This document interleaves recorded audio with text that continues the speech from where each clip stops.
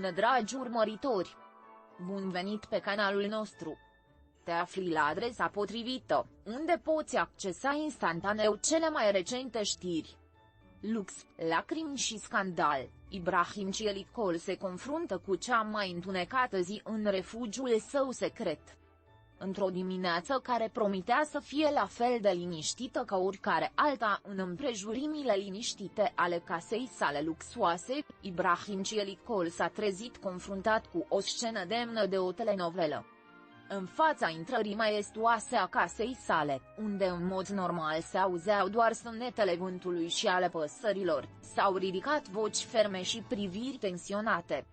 Vehicule oficiale, documente în mână și o aură de urgență l-au întâmpinat. Nimănui nu-i venea să creadă. Bărbatul cu chip impenetrabil și privire adâncă era pe cale să trăiască unul dintre cele mai neașteptate episoade din viața sa. Și cea mai rea parte, în propria casă.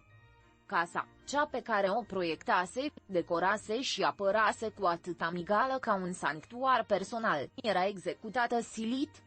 Zvonurile despre dificultăți financiare fuseseră sporadice și slabe, niciodată suficient de solide pentru a-i îngrijora pe adepții săi. Dar în acea dimineață, zvonul a devenit realitate. Proprietatea, un simbol al succesului și stabilității, era predată procesului legal.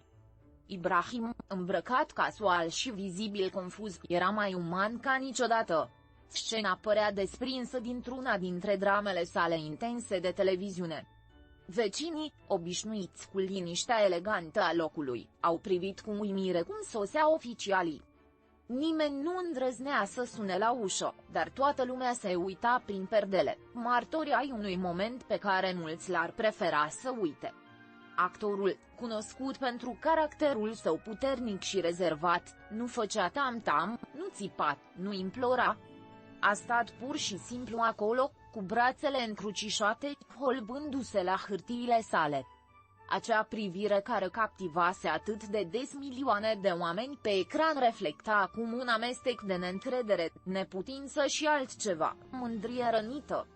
Se spune că fiecare cărămidă din acea casă avea o poveste. Un colț special pentru fiul său, un șemineu restaurat chiar de el, mobilă adusă din călătorii personale și tablouri care nu erau decorațiuni, ci amintiri vii. A vedea toate acestea scăpând de sub controlul său a fost o înjunghiere silențioasă.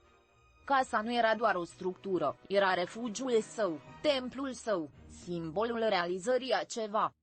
Și acum, de la o zi la alta, îi se scurgea ca nisipul printre degete. Nici măcar cel mai bun scenariu nu ar fi putut scrie o ironie atât de crudă. Unii prieteni apropiați au comentat că fusese mai gânditor decât de obicei săptămâni întregi.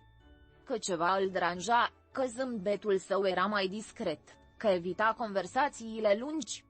Totuși, nimeni nu-și imagina că problema era atât de aproape de casă.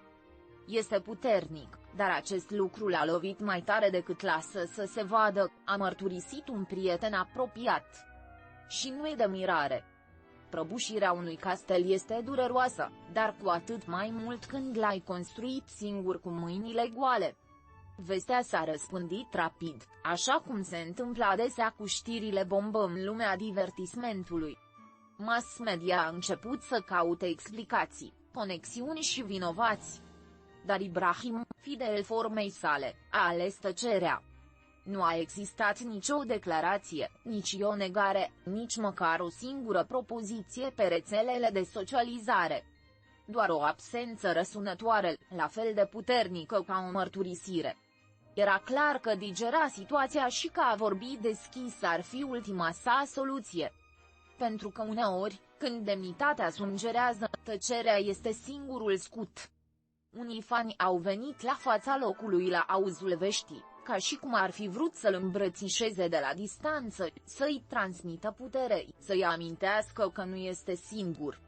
Pentru că, deși chipul lui este cel al unui om puternic, cei care îl admiră știu că sub acea piele eroică se află o inimă sensibilă, capabilă să se frângă. Florile pe care cineva le-a lăsat pe gard spuneau totul. Un mesaj simplu, scris de mână.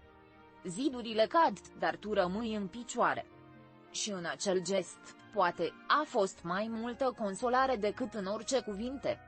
În cariera sa, Ibrahim a interpretat personaje care au pierdut totul, care au căzut doar pentru a se ridica din nou. Poate de aceea această scenă a părut atât de suprarealistă. Pentru că al vedea în acea poziție, experimentând ceva atât de străin imaginii sale de control, a fost ca și cum l-ai privi pe protagonist prins în propriul scenariu. Doar că de data aceasta, nu a existat niciun regizor. Și emoția nu a fost falsificată. A fost autentică, crudă, dureroasă. Curtistorii de bârfe au fost împărțiți. A fost o investiție proastă? O trădare financiară? Sau pur și simplu o întorsătură neașteptată a evenimentelor? Adevărul este că toată lumea este de acord asupra unui lucru. Ibrahim Çelikol nu este un om care să renunțe ușor.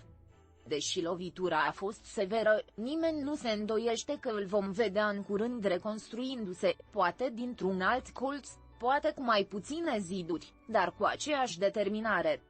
Pentru că, dacă a arătat ceva de-a lungul anilor, este că știe cum să se pună din nou pe picioare. Unii chiar îndrăznesc să spună că acest moment ar putea marca un punct de cotitură în viața sa personală. Va fi acesta momentul care îl aduce mai aproape de esența sa? Începutul unei transformări emoționale profunde? Actorii, la fel ca oamenii, au nevoie și ei să se destrame pentru a se recupera. Și pentru cineva atât de introspectiv precum el, această pierdere ar putea fi începutul unei noi ere. Nu în termeni materiali, ci în viață. Lumea divertismentului poate fi nemiloasă. Astăzi ești o icoană a succesului, mâine ești în știri pentru o tragedie neașteptată. Însă ceea ce diferențiază idolii adevărați este modul în care înfruntă momentele dificile. Și Ibrahim, cu calmul său senin și tăcerea sa grijulie, pare să scrie o nouă versiune a sa. O versiune mai ușor de înțeles. Acea casă va fi goală, da. Dar nu va putea lua cu ele amintirile, lecțiile învățate sau focul pe care el însuși l-a aprins în fiecare colț. Lucrurile materiale vin și pleacă, dar caracterul rămâne. Și deși cheile nu mai sunt în mâinile lui astăzi, ușile pe care le va deschide de acum înainte ar putea fi și mai mari. Pentru că uneori, pierderea a ceva important este imboldul necesar pentru a găsi ceva și mai bun. Între timp, fanii săi rămân așteptători, susținători și mai apropiați ca niciodată. Pentru că atunci când un idol își arată defectele, devine mai uman. Și în acea umanitate se găsește adevărata conexiune. Nimeni nu știe ce urmează pentru Ibrahim Çelikol, dar toată lumea este de acord asupra unui lucru. Acesta nu este sfârșitul lui. Este doar începutul unei noi povești. Și suntem cu toții gata să o vedem. Pascali